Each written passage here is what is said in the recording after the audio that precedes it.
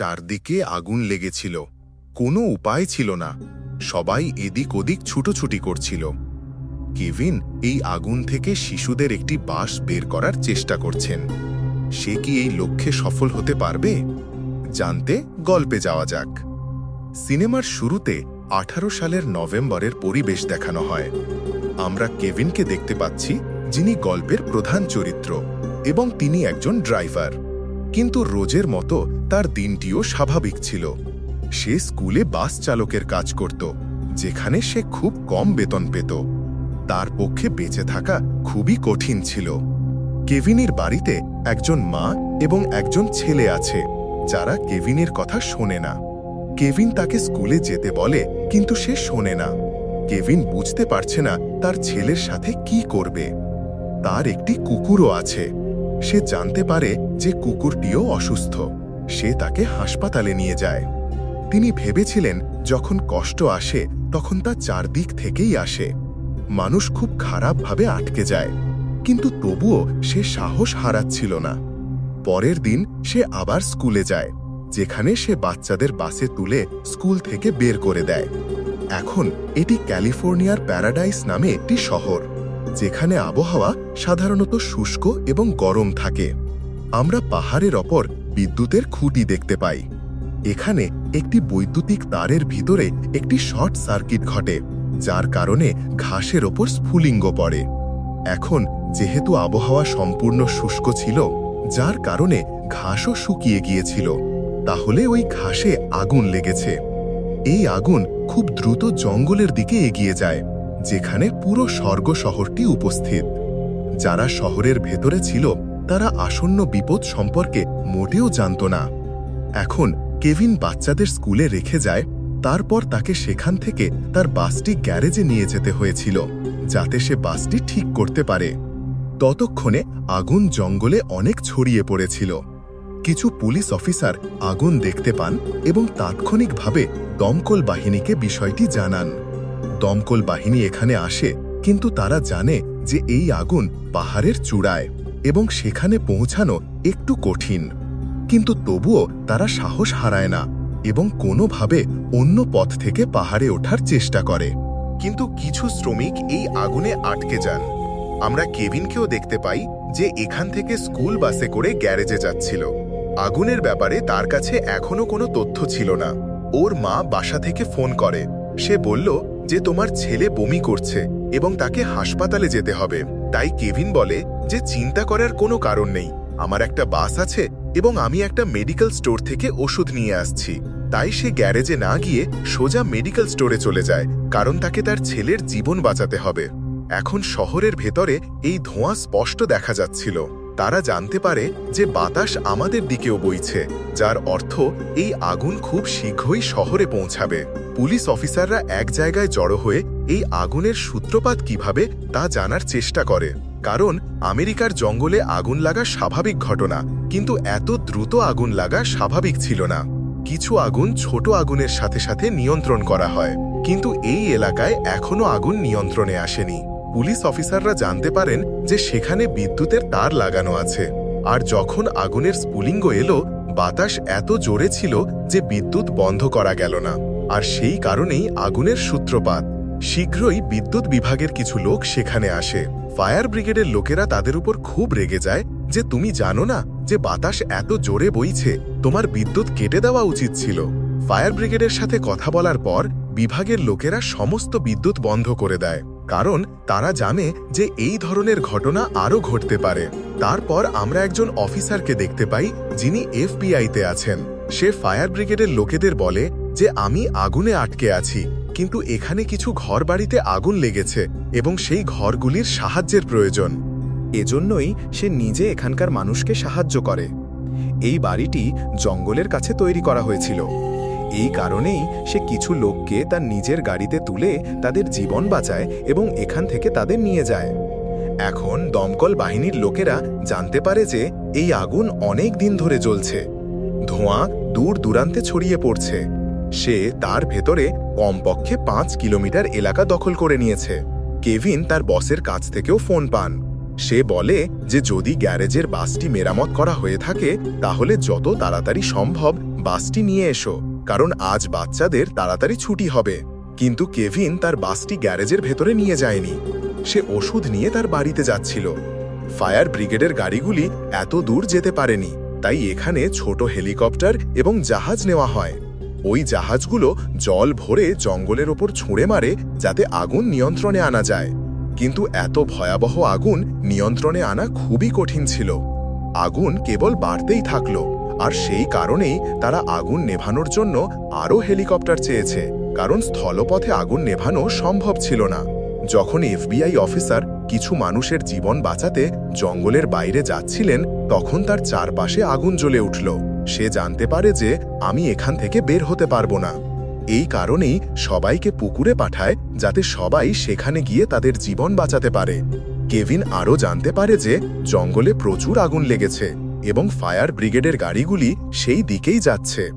এজন্যই সে তার ছেলের সাথে কথা বলে এবং বলে, আমি খুব শীঘ্রই তোমার কাছে আসব, আর যাই ঘটুক না কেন ঘর থেকে বেরোবেন না, কারণ ধোঁয়া পুরো জায়গা জুড়ে ছিল। সব বাচ্চারা স্কুলের ভেতরে, তারা জানালা দিয়ে ধোঁয়া বের হতেও দেখতে পেল। তারা আরও জানতে পারে যে কোথাও আগুন লেগেছে। এখানে একজন শিক্ষিকাও ছিলেন, যার নাম মেরি। সে এই সব বাচ্চাদের একসাথে জড়ো করে এবং তাদের বসতে বলে। অনেক অভিভাবক তাদের সন্তানদের স্কুলে নিতে এসেছিলেন, কারণ তারা ভয় পেয়েছিলেন যে তাদের সন্তানরা হারিয়ে যেতে পারে। কিন্তু এখনও অনেক বাবা মা ছিলেন যারা তাদের সন্তানদের কাছে পৌঁছাতে পারেননি। আর মোট 22 জন শিশু আছে। কেভিন তার স্ত্রীর কাছ থেকে ফোন পান। সে জানতে পারে যে সে তার স্ত্রীর সাথে থাকে না। তার স্ত্রীও জানতে পারে যে আমার ছেলের কিছু একটা হয়েছে। এই কারণেই সে কেভিনকে বলে যে তোমাকে আমাদের ছেলের কাছে যেতে হবে না, আমি ওকে তোমার বাসা থেকে নিয়ে যাব। স্কুলের ভেতর থেকে একজন কর্মী সকল চালককে বলেন যে যে ড্রাইভারের বাস খালি আছে তারা স্কুলে পৌঁছে দিন, আর বাচ্চাদের সাথে নিয়ে যাও, কারণ স্কুলে এখনো 22 জন শিশু আছে। তাদের বাবা মা আমাদের সাথে যোগাযোগ করতে পারেননি, কিন্তু বিনিময়ে কোনো বাস চালক উত্তর দেন না। স্কুলে কেবল কেভিনই এসেছিল। এই কারণেই সে উত্তর দেয় এবং বলে যে আমি খুব শীঘ্রই স্কুলে পৌঁছাবো, আমি বাচ্চাদেরও উদ্ধার করে বাইরে নিয়ে যাব। এই কারণেই কেভিন দ্রুত তার বাস চালিয়ে এই জায়গা থেকে স্কুলে যায়। তাকে বাচ্চাদের উদ্ধার করে চিকোর একটি ফাঁকা জায়গায় নিয়ে যেতে হবে, তাই কেভিন দ্রুত স্কুলে পৌঁছায়। সে সব বাচ্চাদের তার বাসে তুলে নেয়। শিক্ষিকা মেরি কেভিনকে বলেন সব বাচ্চাদের চিকোতে নিয়ে যেতে, যেখানে একটা খালি জায়গা আছে। কিন্তু কেভিন বলে যে আমি একা এটা করতে পারবো না, আমার সাথে কাউকে যেতে হবে। তাই মেরি বলে ঠিক আছে, আমি তোমার সাথে যাব। এই কারণেই মেরিও বাচ্চাদের সাথে বাসে বসে এবং তারা এখান থেকে চলে যায়। বাচ্চারাও তাদের আসনে আরামে বসেছিল। পুলিশ এবং দমকল বাহিনী আগুন নেভাতে ব্যস্ত ছিল। ক্রমবর্ধমান আগুন দেখে তারা খুব উদ্বিগ্ন হয়ে পড়েছিল। কেভিন যে বাসে যাচ্ছিলেন সেটি জ্যামে আটকে যায়। সবাই এখান থেকে বেরিয়ে আসার কথা ভাবছিল বলে অনেক দীর্ঘ যানজট ছিল, যার কারণে হঠাৎ করেই সব গাড়ি হাইওয়েতে চলে আসে এবং জ্যাম হয়ে যায়। এভাবে অপেক্ষা করতে করতে অন্ধকার হয়ে আসে। কেভিন জানতে পারে যে এখান থেকে বের হওয়ার কোনো উপায় নেই। তবুও কোনোভাবে সে মেরিকে সিটে বসিয়ে দেয় এবং বলে যে আমি পথ পরিষ্কার করার চেষ্টা করব, এবার তুমি ধীরে ধীরে বাসটি ফিরিয়ে আনো। তারপর মেরিও একই কাজ করে। কেভিন সামনে থেকে গাড়িগুলো সরিয়ে দিতে শুরু করলেন এই বলে, আমার বাচ্চা আছে, তাই আমাদের যেতে দিন। কেউ কেউ পথ ছেড়ে দেয়। অনেক চেষ্টার পর কেভিনের বাস এখান থেকে বেরিয়ে আসতে সফল হয়, আর এইভাবে বাসটি সামনের দিকে এগিয়ে নিয়ে কেভিন একটি জায়গায় পৌঁছায়। সে দেখে যে এখানে প্রচুর আগুন লেগেছে, সব ঘর আগুনে পুড়ে গেছে। মেরি আরও বলে যে আমাদের এখানে থাকা উচিত নয়, আমাদের এই বাচ্চাদের সেই জায়গায় নিয়ে যেতে হবে যেখানে আমাদের বলা হয়েছিল। কেভিন এখন এখান থেকে এগিয়ে যায়। বাসের চারপাশে আগুন জ্বলছিল এবং ধোঁয়ার কারণে অন্ধকার হয়ে আসছিল। আগুনের তাপে সব বাচ্চারা ভয় পেয়ে গেল, কিন্তু মেরি কোনোভাবে এই শিশুদের যত্ন নেওয়ার চেষ্টা করছিলেন। এখন যেখানে চিকো নামে একটি ক্যাম্পসাইট ছিল, সেখানে কিছু তাঁবু স্থাপন করা হয়েছিল। আহতরা সবাই সেখানে আসছিল। সমস্ত বাসকেও এখানে আসতে বলা হয়েছিল, কিন্তু এখনো একটিও বাস আসেনি, এবং সেটা ছিল কেভিনের। যার কারণে বাসের সমস্ত বাচ্চারা, তাদের সমস্ত বাবা মা এখানে খুব চিন্তিত হয়ে পড়ে। কেভিন যেখানে বাসটি চালাচ্ছিলেন তার সামনে কিছুই দেখা যাচ্ছিল না। কিন্তু কেভিন কেবল স্টাইলে বাসটি চালাচ্ছিলেন। সব বাচ্চারা ঘামছিল এবং জলের জন্য ডাকছিল, কিন্তু কাছাকাছি পানি পাওয়া খুব কঠিন ছিল। এই কারণেই কেভিন বাসটি সেই জায়গায় থামায় যেখানে আগুন একটু কম ছিল। মেরি বলে যে আমি কাছের বাড়িগুলিতে জল দেখতে যাই। এই কারণেই সে জ্বালানি স্টেশনের কাছে অবস্থিত একটি বাড়িতে যায় এবং সেখান থেকে জলের বোতল সংগ্রহ করতে শুরু করে। কিন্তু তারপর জ্বালানি স্টেশনে বিস্ফোরণ হয় এবং মেরি চিৎকার করে ওঠে, কিন্তু কোনোভাবে সে বাচ্চাদের জন্য পানি এনে দিল। তারপর বাচ্চাদের তৃষ্ণা মিটে গেল। এবার আগুন আরও ছড়িয়ে পড়ল। কেভিন বাসটি নিয়ে এগিয়ে যাচ্ছিল। সে জানত না এই রাস্তাটি কোন দিকে যাবে, কারণ দূরে কেবল অন্ধকার ছিল এবং অন্ধকার ছাড়া আর কিছুই ছিল না। সকল বাবা মা কেভিনের বসকে বোঝানোর চেষ্টা করলেন যে তুমি চিন্তা করো না। বাসে বসে থাকা বাচ্চাদের কেভিন নামে একজন ভালো ড্রাইভার চালাচ্ছেন, আর মেরি নামে একজন শিক্ষিকাও একই বাসে বাচ্চাদের সাথে আছেন। তাই এই দুজন বাচ্চাদের নিরাপদে এখানে নিয়ে আসবে। শুধু বিশ্বাস করো। পুলিশ এবং অন্যদের তাদের কাজ করতে দিন। কেভিন যখন এগিয়ে যাচ্ছিলেন তখন তিনি কিছু লোককে দৌড়াতে দেখলেন। তারা কেভিনকে বাসটি সামনে না নিতে বলে, কারণ সামনে যাওয়ার কোনো উপায় নেই। তুমিও পায়ে দৌড়াতে শুরু করো। কিন্তু কেভিনের 22টি সন্তান রয়েছে। সে ওই বাচ্চাদের ছেড়ে পায়ে হেঁটে দৌড়াতে পারে না। এজন্যই সে মেরিকে বাসে বসতে বলে। আমি পথ দেখার চেষ্টা করি। যখন সে পথ দেখতে অন্যদিকে যায় তখন সে দেখতে পায় যে এখান থেকে বের হওয়ার কোনো উপায় নেই। চারিদিকে শুধু আগুন, অর্থাৎ সামনে এবং পিছনে আগুন আছে। এই কারণেই সে সিদ্ধান্ত নেয় যে বাসটিকে এখানে কিছুক্ষণ থামতে হবে, যতক্ষণ না আগুন একটু শান্ত হয় অথবা বাতাসের গতি কমে না যায়। সব বাচ্চারা কাঁদছিল। মেরি তাদের শান্ত করার চেষ্টা করছিল। সে মেরিকে বলে যে আমার একটা বুদ্ধি আছে। আমার টি শার্ট ছিঁড়ে বাচ্চাদের মুখে লাগাও, যাতে বাচ্চারা ভেতরে বিষাক্ত গ্যাস না পায়। তাই সেও তাই করে। কেভিন তার টি শার্টের ছোট ছোট টুকরো তৈরি করে। সে সেগুলো পানিতে ভিজিয়ে বাচ্চাদের নাকে রাখার জন্য দেয়, যাতে তারা পালাতে পারে।